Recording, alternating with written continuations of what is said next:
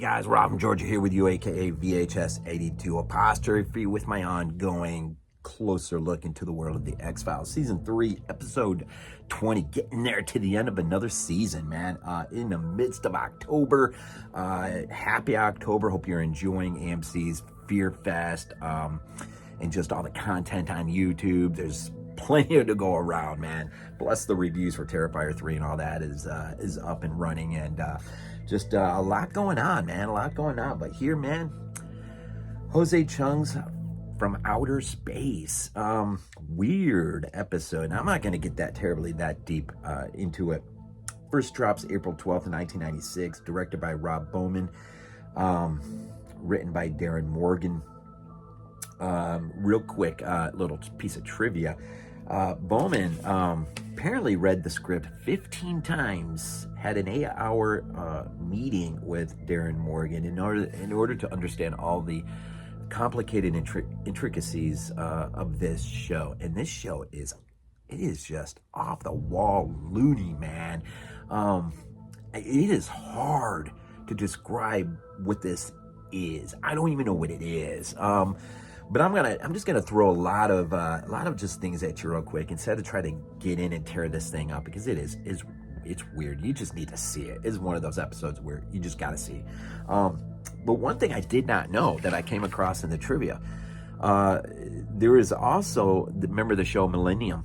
There is a Jose Chung's Doomsday Defense Season 2, Episode 9. I did not realize that, and it is, similar to what he did with the X-Files, but it's just made for Millennium. And so, what a great back-to-back double feature that would be to watch From Outer Space and then watch that. I had no idea about that. This is a weird. I'll just give you a rough synopsis. You got a couple in the beginning that are seemingly on their first date, and the boy's driving, and he's just, selling his love to her and how much he loves her, and she is, of course, like, let's get through the first date, and there's a UFO encounter, and there's time loss. These aliens, your stereotypical grays, come. Hold on one second. Sorry about that. I just wanted to pull something off my shelf real quick. I forgot to do it beforehand. There are so many throwbacks to varying things in this episode. And so, anyways, where I was, there is an encounter. There are your stereotypical grays who walk to the car. Of course, they both fall unconscious, and then something really bizarre happens. Another ship comes in, and this monster, which is a throwback to Ray Harryhausen days of stop motion, starts to basically beat down on these two grays. Really weird, and a lot of flashbacks, a lot of going back, varying people's perceptions of what took place, what went down. Just a lot of crazy stuff, but what drives the episode really is Jose Chung, who's a writer, and at the nod of his publisher, in order that there might be an opportunity to make money, and a lot of it, decides to do this bit of fictional, non-fiction. I can't remember how it was phrased exactly, but there's an opportunity perhaps to make some money here. And so he begins to investigate these kids' claims of what happened. Of course, she is under the impression that that the boy had raped her. He's under the impression they were abducted. And so really this episode is about trying to get through the mess of where does the truth lie. There's so many interesting throwbacks. I mentioned one, Harryhausen, which is a great one. There is a tribute, more than one, I think, to Close Encounters of the Third Kind. Where? Some of the guests in here, Jesse Ventura is one of the men in black. Alex Trebek is in here from Jeopardy, right? Charles Nelson Reilly, who is our Jose Chung, the writer. I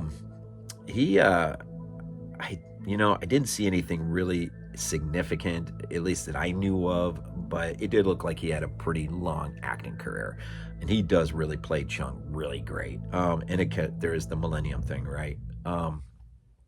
But the other tribute, and this is what I had to grab off my shelf, is at the end of the episode when they're finally reading the official account, or Chung's official account. And I must have my edition of the book must be a newer edition. It's not the original edition, because the cover, the allusion to the book that she is reading at the end is actually to Whitley Strieber's Communion. And so there is a real throwback to his book and his encounter with aliens on his property. Whatnot. He was a big go-to person on back in the radio days, Art Bell days. If you remember Art Bell at all, any of you out there remember Art Bell, there was a reason to get up at like 1 a.m, and that was to listen to a couple hours of Art Bell, man. Those were the days, man. That was probably my introduction to late night radio, in terms of in my older years, right? So Whitley Strieber, his Communion is a huge throwback there. The other one, the one that's more personable to me, really, is more than once, maybe 2 or 3 times, there is huge emphasis on this is not happening. One of them, there's an alien. The 2 kids are in a cage in one of their testimonies, which involves multiple rounds of hypnosis.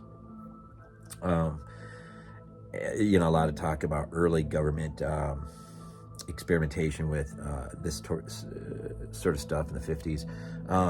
Anyways, in one of the recollections, they're in a cage holding a cell, and a couple down is this gray, and he's just sitting there, man, just smoking a cigarette, man, like, this is not happening.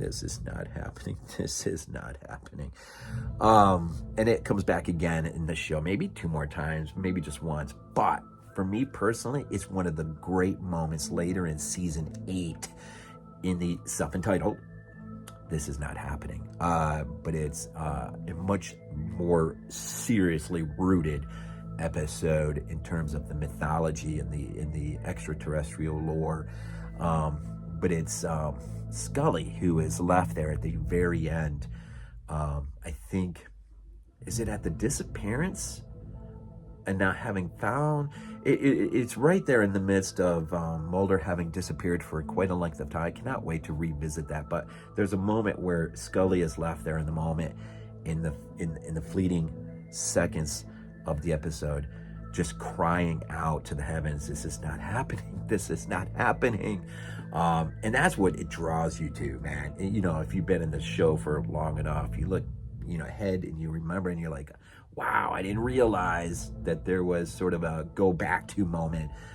Because when I first saw that episode, I probably would not have remembered Jose Chung. In fact, Jose Chung, it's not even an episode that I really took serious early on. And I think because of I don't know if it was just the weirdness, the comedic aspect of it.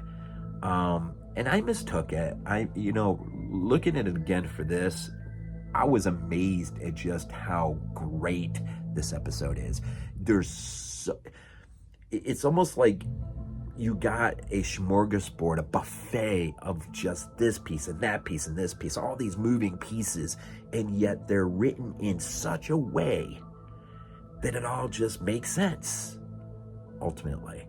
And what you're supposed to walk away from, well, that's a totally different story, because I think it's really just a subjective view, a sort of a stand back and look at the entire, as it is at the moment, arc of the mythology and what we've seen in the X-Files, and what is at the source of all of it, what is at the root of it. It's interesting. There's a lot of ideas being played about, especially from Jose Chung's perspective as writer, who doesn't even believe that there is a one truth, that is just variant truth, and this is all that the public is going to get. Is kind of like George Lucas's use of philosophy in religion in Star Wars. It's just a smorgasbord effect, right? And it's meant to please anyone and everyone across the world. Everyone can reach into Star Wars, at least in the golden era, and pull something out of it and say, "This is mine. This is what I want." And there's a lot of that with this episode with Jose Chung's From Outer Space. There's a lot of, it's so much is laid out, and depending on what angle, where you're coming from, you're bound to be able to pull in, connect, grab something. There's this kid who comes in to it. And he is, and it leads to this sort of pseudo alien autopsy where it's actually Mulder and Scully who are doing the alien autopsy. Well, Scully's working on the alien, right? And come to find out this metallic thing that is lying underneath this flesh is nothing but a zipper. And when they're able to open it all up, it's just a man inside a costume. There's just so much of this working, and yet there's this play on reality in this sort of, I don't know, it's almost like Bowman and the writer, they're begging you to just sort of get to this point as a viewer. Well, quite frankly, I don't even know what to believe anymore.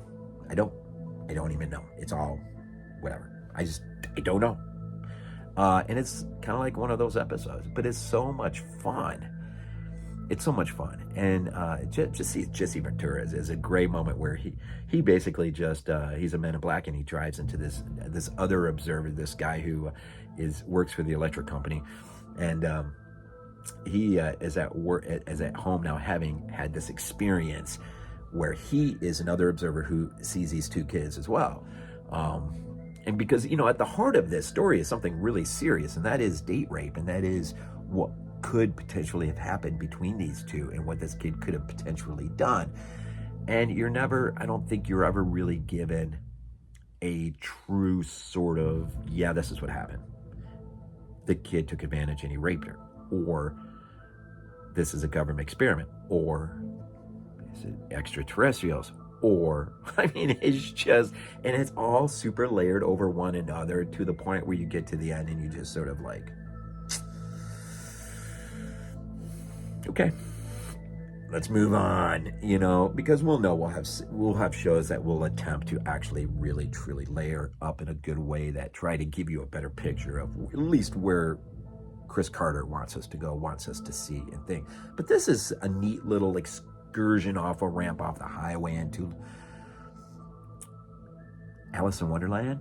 Maybe taking the one pill and just losing yourself down the hole and getting a weird, trippy look at all of the things that we've seen so far. Kind of weird. So anyways, I'm going to leave it at that, man. It's a trippy episode. It is weird, but enjoyable, and way better than I remember it being way back. So definitely check it out. Try to get things back on straight again. I do know you got a lot of content to look at in October as well, with Halloween and everything else looming quickly. Definitely take care. I know there are many still in South Georgia and Carolinas and in Florida that are just still reeling from 2 hurricanes. And so all of our hopes and prayers go out to them. As always, we just want to end these things off with go Bills and go Dogs. This is not a dream. Not a dream. We might be useful to you.